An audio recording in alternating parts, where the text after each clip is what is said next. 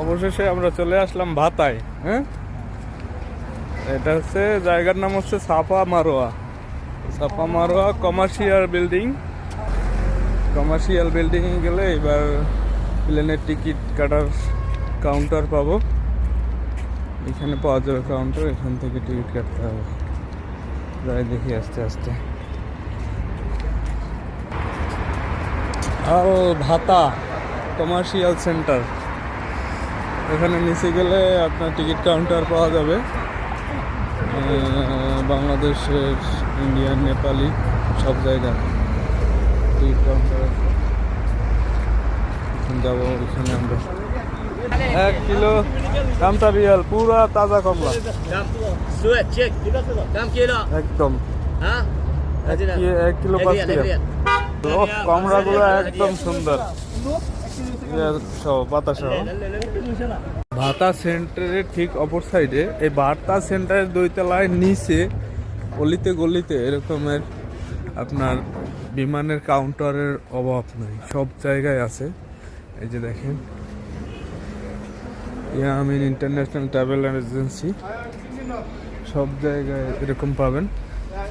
তো এখন আমরা একটু তাড়াতাড়ি চলে আসছি, যার কারণে খোলা পাইতেছি না, একটু পরে খুলবে সবগুলো।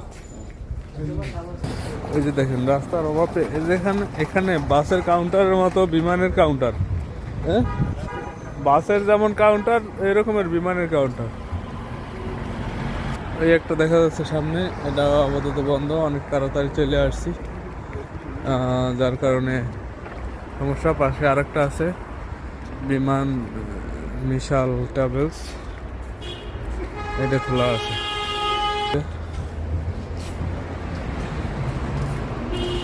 যার দিতেছে খুলবে মাত্র। মিশাল ট্রাভেলস। হ্যাঁ,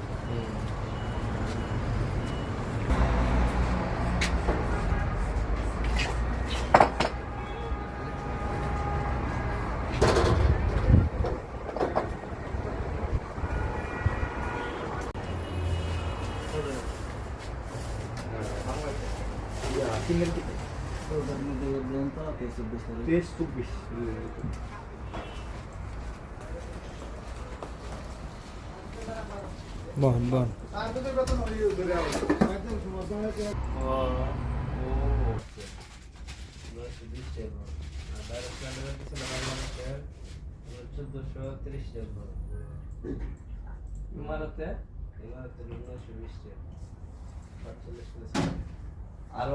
গোশ সব সাজাই রাখছে, বড় একটা গোশের দোকান।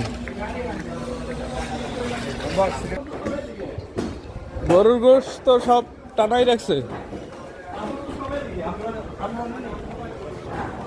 সোজা ভাতা কাঁচা বাজার থেকে সোজা সামনে আইসে ট্রাভেলসের অভাব নাই, সব কাউন্টার নিয়ে বসে রয়েছে। সাথে সাথে যেখানে আসলে বাংলাদেশের টিকিট পাবেন, ওইদিকে আছে, পিছনে আছে, সামনে আছে, সব জায়গায় আছে।